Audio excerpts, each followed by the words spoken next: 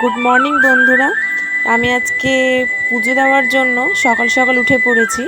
আজকে তো দশহরা পুজো, মানে মা মনসার পুজো, তার জন্য সব পুজোর প্রস্তুতি চলছে। তো দেখতে থাকো সবাই।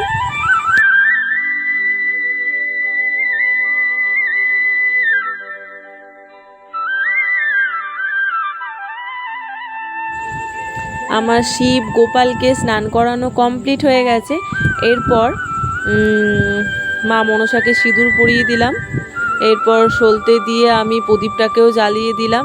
তো পুঙ্কুর সব থেকে মানে পছন্দের একটা যে ও নিজের হাতে মা মনসা শিব গোপালকেও নিজের হাতে সাজাবে, নিজের হাতে মালা পরাবে। তা আমাকে সকালবেলাই বলেছে যে মা তুমি আমাকে কিন্তু মা মনসা শিবকে গোপালকে কিন্তু আমি মালা দিয়ে সাজাবো। তা আমি ওকে দিয়েই সাজাই, ওই দেয়। তো ও দিচ্ছে, ওরও ভালো লাগছে। তো এই জিনিসটা ওর করতে খুব পছন্দ, খুব ভালোবাসে, তাই ওকে দিয়েই সাজিয়ে দিলাম ঠাকুরকে। বাদ বাকিটা এবার আমিই করে নেব।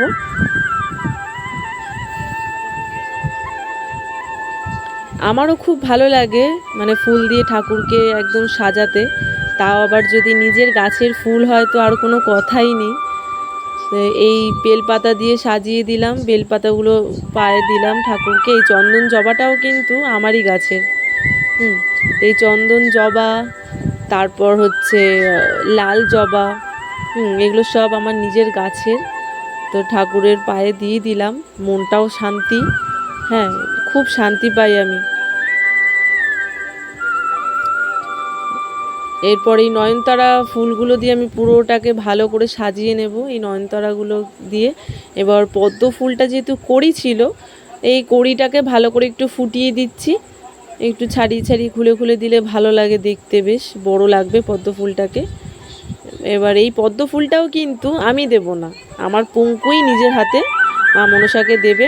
তো আমার সব কমপ্লিট হয়ে গেছে, ফল কাটাও সব কমপ্লিট। আজকে দশহরা পুজো, তাই 10 রকম ফল দিয়ে মাকে পুজো দিতে হয়। তাই আমি সমস্ত ফল কেটে মায়ের দুধ কলা দিয়ে মনের মতন করে আজকে মা মনসাকে আমি সাজিয়েছি যতটা পেরেছি। ভালো লাগছে, মনটা যেন শান্তি। মানে ঠাকুরকে এরকমভাবে পুজো দিলে যে কি শান্তি পাওয়া যায়, সে যে দেয় সেই জানে। আমার সব কমপ্লিট হয়ে গেছে, সব গোছানো। এরপর দেখতে থাকো।